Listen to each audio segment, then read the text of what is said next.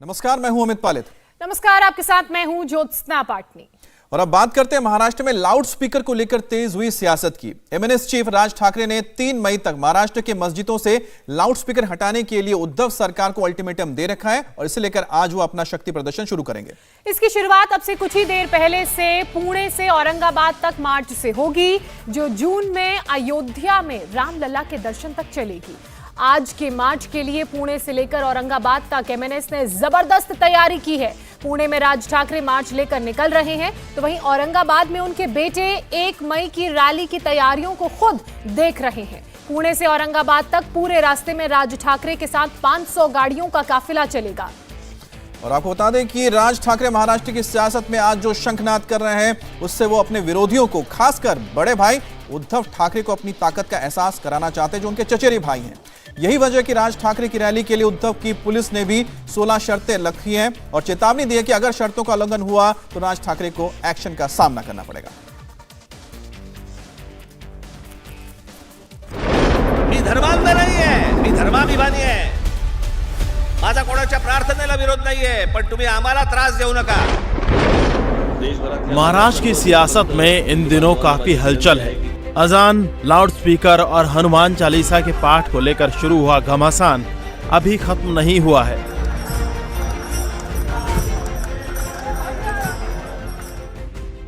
मस्जिदों से 3 मई तक लाउड स्पीकर हटाने के अल्टीमेटम से पहले एमएनएस चीफ राज ठाकरे अपनी ताकत का एहसास कराना चाहते हैं।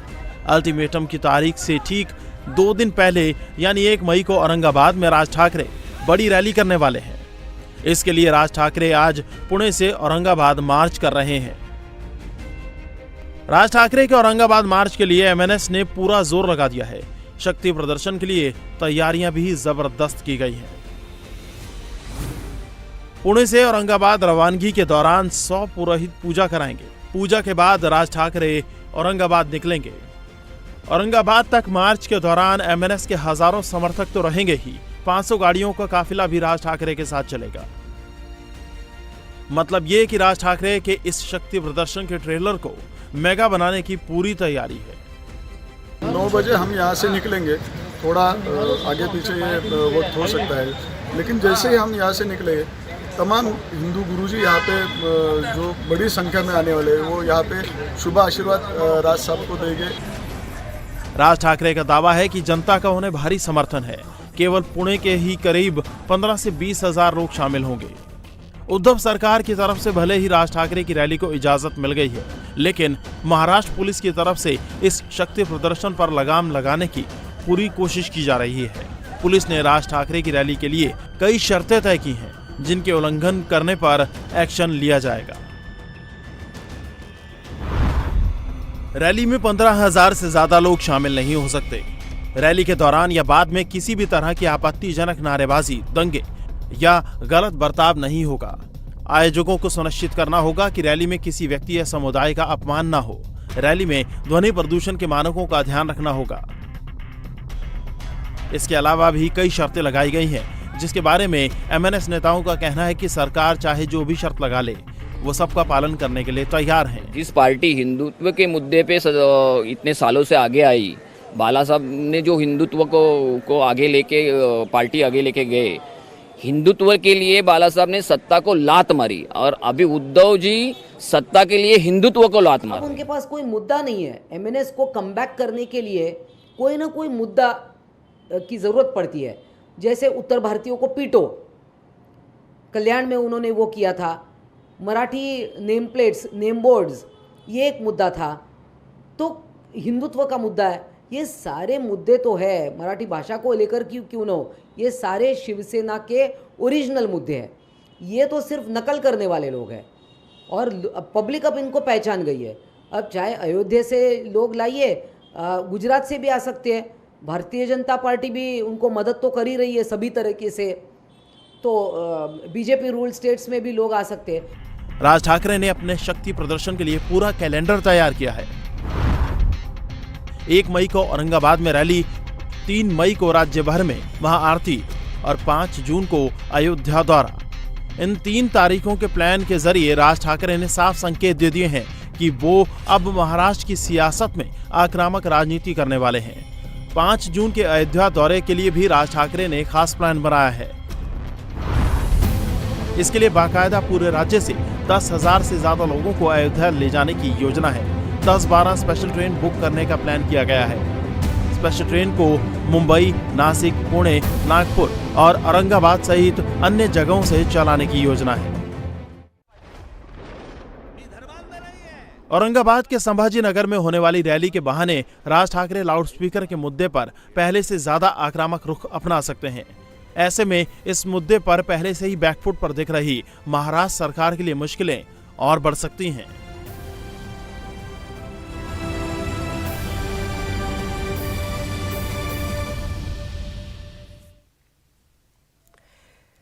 तो राज ठाकरे का शंखनाद जिसका लगातार हम जिक्र कर रहे थे, और हमारे 2 संवाददाता इस वक्त हमारे साथ महाराष्ट्र से जुड़ चुके हैं। पुणे से पवन नारा हमारे साथ मौजूद है, मुंबई से अतुल सिंह हमारे साथ जुड़े हैं। पवन, मैं पहले आपका रुख करना चाहूंगी। भव्य कार्यक्रम की तैयारी है, ना सिर्फ आज की बात की जाए बल्कि महत्वपूर्ण तारीखें हैं, 1 तारीख, 3 तारीख और 5 जून। ऐसे में आज जब यहां से निकलेंगे तो किस तरह से पुरोहितों के साथ पूजा पाठ का कार्यक्रम होगा और कितनी देर में इसकी शुरुआत होगी? पवन। ज्योत्सना, बताया गया था कि 9 बजे राज ठाकरे यहां से निकलेंगे, लेकिन अभी ऐसा नहीं हुआ है। इस वक्त हम पुणे में उनके राज महल है, यहां इनके भवन का नाम उसके सामने है। बड़ी संख्या में पुणे भर से पुरोहित पहुंचे हुए हैं, शंखनाद कर रहे हैं और ये सब यहां पर राज ठाकरे को आशीर्वाद देने के लिए आए हैं। औरंगाबाद में बड़ी हुंकार भरने से पहले उनका काफिला पुणे से औरंगाबाद जाएगा और उसमें काफी गाड़ियां होंगी, लेकिन ब्राह्मण समाज के पुरोहित पहुंचे हुए हैं। सर, किस कामना के साथ आप यहाँ आए हैं? क्या कोई विशेष पूजा अर्चना आज आयोजित की जाएगी या शुभेच्छा भर है? ऐसे विशेष पूजा अर्चना वगैरह तो नहीं कह सकते, लेकिन राज जी को आगे की उनकी जो कारकिर्द है उनको कोई भी तकलीफ वगैरह नहीं होनी चाहिए, इसलिए हम उनको पंडित जी के द्वारा आशीर्वाद देने वाले हैं, सिर्फ मंत्रोच्चार से। एक सवाल ये कि क्या महाराष्ट्र में हिंदुत्व को लेकर एक नए चेहरे की जरूरत है, क्योंकि शिवसेना पर राज ठाकरे बार बार आरोप लगाते हैं कि उन्होंने हिंदुत्व का साथ छोड़ दिया? जरूरत तो है ना, हिंदुत्व जो है वो टिकना चाहिए, आबादित रहना चाहिए, उसके लिए राज ठाकरे साहब तो है ही, उनकी बहुत जरूरत है। तो इस रैली से आपको क्या उम्मीदें हैं? क्या वो शंखनाद जो करना चाहते हैं वो कर पाएंगे? जी, अवश्य करेंगे। तो राज ठाकरे को ये रैली या फिर इस विशेष पूजा अर्चना की जरूरत क्यों महसूस हुई? क्यों आपके आशीर्वाद की जरूरत लगी? जरूरत की बात नहीं है सर, ऐसा कोई आदमी है जो हिंदुत्व की ओर से बोलता है तो उनके पीछे रहना चाहिए। भगवान की ताकत या फिर हम लोगों की ताकत उनके पीछे है तो उनकी शक्ति बढ़ेगी। तो ज्योत्सना, कुल मिला के बात यह है कि हिंदुत्व के मुद्दे पर राज ठाकरे मैदान में है, पुरोहित आशीर्वाद देने के लिए आए हैं और कहा है कि महाराष्ट्र में हिंदुत्व के एक को बार फिर से परिभाषित करने की जरूरत है, क्योंकि जिस तरीके से शिवसेना ने हनुमान चालीसा करने पर FIR दर्ज की है, तो पुरोहित कम से कम ये कह रहे हैं कि राज ठाकरे को आशीर्वाद देने के लिए आए हैं। हमारा कोई राजनीतिक मकसद नहीं है। पुरोहितों से जो आशीर्वाद मिलता है और जो यात्रा मिलती है उससे राजयोग आता है कि नहीं आता है राज ठाकरे का। लेकिन मुंबई में अतुल सिंह हमारे साथ जुड़े हुए हैं। अतुल, एक बात बताइए कि जो तैयारियां चल रही है, जो पूरा हो रहा है, यहाँ पर देख रहे हैं कि जो मार्च निकलेगा, फिर यहाँ पर रैली होने जा रही है इतनी बड़ी, पॉलिटिकल इंपैक्ट क्या नजर आता है आपको इसका? जी देखिए, जब से खास तौर पर राज ठाकरे ने लाउड स्पीकर का लेकर एक मुद्दा उठाया, बाद में इन्होंने अपनी एक अयोध्या यात्रा की अपनी एक घोषणा की है, तब से कहीं ना कहीं खास तौर पर शिवसेना में घबराहट का माहौल है। लगातार उनके जो प्रवक्ता हैं या जो नेता हैं उनकी तरफ से जो एक बयान आ रहे हैं, वो इस चीज़ को समझते हैं कि हिंदुत्व का जो मुद्दा लेकर राज ठाकरे अब मैदान में उतरे हैं, वो कहीं ना कहीं सीधे सीधे शिवसेना को एक चुनौती है, उससे उनको डैमेज पहुंच सकती है। इसलिए यही वजह थी कि कल देर शाम जो है सांसदों और विधायकों और वरिष्ठ जो नेता थे शिवसेना के, उनके साथ खुद मुख्यमंत्री ने बैठक की है और उसमें खास तौर पे जो औरंगाबाद के बाद उनकी अयोध्या यात्रा राज ठाकरे की होने वाली है, उस बारे में भी विचार किया गया। उनके जो आला नेता बाद में जो है जब मीटिंग खत्म हुई वर्षा बंगले पर, उसके बाद जब बाहर निकले तो उन्होंने साफ तौर पर कहा कि राज ठाकरे के औरंगाबाद की रैली और उसके बाद उनका जो अयोध्या यात्रा है वो भी जो चर्चा के विषय थे उसमें उसके बारे में चर्चा हुई है। इससे आप अंदाजा लगा सकते हैं कि जहां महाराष्ट्र विकास आघाड़ी, जिसे महाविकास आघाड़ी कहा कहा जाता है। एनसीपी और कांग्रेस को उतनी इस बात की चिंता नहीं है जितनी शिवसेना को चिंता है। यही वजह है कि तो एक और बात की भी होनी चाहिए में जो एक तरह से देखा जाए तो एक शक्ति प्रदर्शन राज ठाकरे करना चाहते हैं। एक और बात की भी होनी चाहिए कि आखिरकार राज ठाकरे ने पुणे से औरंगाबाद जाना क्यों चुना, औरंगाबाद में क्यों रैली होने जा रही है। पवन इस पे हम और ज्यादा बताएंगे। पवन, जो ये जगह चुनी गई है पुणे से लेके औरंगाबाद तक, औरंगाबाद चुना जाना अपने आप में बहुत बड़ा सिंबॉलिक है, क्योंकि उसके नाम को बदलने को लेके बहुत सारी सुगबुगाहट चल रही है ऑलरेडी। जी बिल्कुल, औरंगाबाद अपने आप में महाराष्ट्र की राजनीति में बहुत महत्वपूर्ण है। औरंगाबाद में रैली होना क्या मायने रखता है, औरंगाबाद क्यों विशेष है?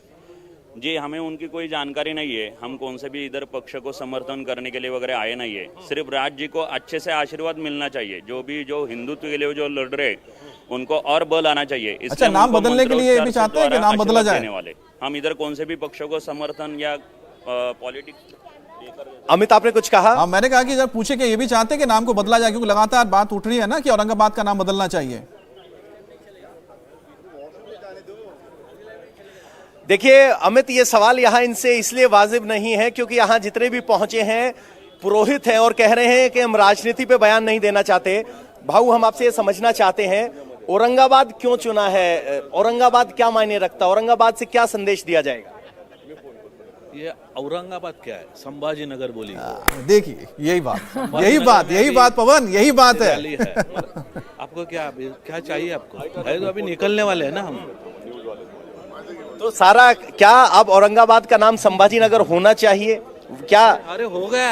अरे क्या है अभी किधर में बसी बात जुबान पर आ गई है आज। अरे एक ही बोलेगा संभाजी नगर। अभी सभा जो है संभाजी नगर। पवन, हम जिस बात को पकड़ना चाह रहे थे बात निकल गई ना, बात संभाजी नगर निकल गई। बात होना जरूरी है क्योंकि क्या सोच है, तो ये कह रहे हैं कि औरंगाबाद नहीं है, वो संभाजी नगर है और नाम बदलने की जरूरत नहीं है। हमारे लिए वो पहले से ही संभाजी नगर है। अच्छा, तो आप समझ सकते हैं कि महाराज छत्रपति संभाजी का किस तरह से औरंगाबाद में रेफरेंस है और वहां रैली करना राज ठाकरे के लिए, महाराष्ट्र अस्मिता और संस्कृति के लिए कैसे मायने रखता है। चलिए पवन, वापस आपका रुख करेंगे। अतुल का एक बार रुख कर लेते हैं, मुंबई से हमारे साथ जुड़े हैं। अतुल, औरंगाबाद क्यों चुना गया? जब ये सवाल वहां के लोगों से पूछा गया तो बहुत ही स्पष्ट और साफ जवाब निकला, सामने आया, संभानगर की बात सामने आई। लेकिन उद्धव ठाकरे की अगर बात की जाए तो वो लगातार बीजेपी पर, मनसे पर ये आरोप लगा रहे हैं कि वो फर्जी हिंदुत्व को लेकर आगे बढ़ रहे हैं और साथ ही शिवसेना का तो ये तक कहना है कि उनके मुद्दे को छीन लिया है।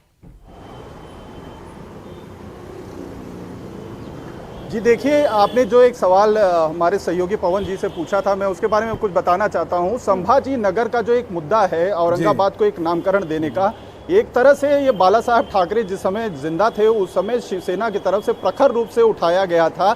लेकिन जब से एमएनएस राज ठाकरे ने अपना अलग एक पार्टी बना ली थी तो कहीं ना कहीं संभाजी नगर की जो एक मांग थी औरंगाबाद को नाम देने की, चाहे उसको राजनीतिक मजबूरी कह लीजिए या चाहे जो भी वजह हो, शिवसेना उसको मुकम्मल नहीं कर पाई। और इस चीज को एक जिसे कहते हैं ना कि दुखती रग पकड़ ली राज ठाकरे ने और लगातार संभाजी नगर के एक मुद्दे को वो हमेशा बीच बीच में गरमाते रहते हैं। आपको बता दें कोविड के लेकर पाबंदियां लगाई गई थी 2020 में, उससे पहले 2019 आज इस खबर पर तो हम लोग लगातार बने रहेंगे, कल तक बने रहेंगे, तो हम लगातार इस पर चर्चा करते रहेंगे कि आखिरकार राज ठाकरे ने औरंगाबाद को ही क्यों चुना। और उसका जवाब भी मिल गया जब पवन ने वहां पर मौजूद समर्थक से पूछा कि औरंगाबाद ही क्यों चुना। उन्होंने बोला कि नहीं, औरंगाबाद नहीं, संभाजी नगर बोले, संभाजी नगर। और जब ये रैली होगी तो आपको ये नाम कितनी बार सुनने को मिलेगा और इसका क्या इंपैक्ट है, उसको लेकर लगातार हम पवन और अतुल से भी बातचीत करते रहेंगे। दोनों का बहुत बहुत शुक्रिया। इंडिया टीवी हर वक्त हर जगह डाउनलोड करने के लिए सर्च करें India TV news Google play store या ऐप स्टोर पर।